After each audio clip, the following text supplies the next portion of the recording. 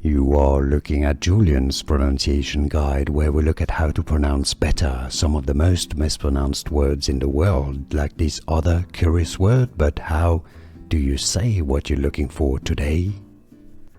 Let's learn once and for all how to pronounce those two words once and for all correctly and clarify their pronunciations, or their pronunciation, I should probably say, because they are homophones, meaning that they have exactly the same pronunciation.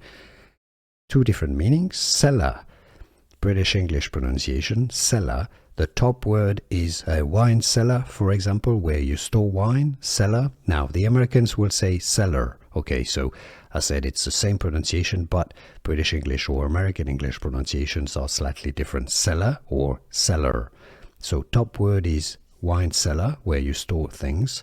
The bottom word is a seller, somebody who sells something, as in a car, the seller of a car. So cellar, British English pronunciation, or how to pronounce cellar, American English pronunciation. Did you get this? Can you hear the difference? I hope this was useful. Let me know in the comments. Here are more videos on how to pronounce more confusing words and names too many mispronounced. Like this video if you found it useful. I appreciate your support. I'll see you soon, and thanks for watching.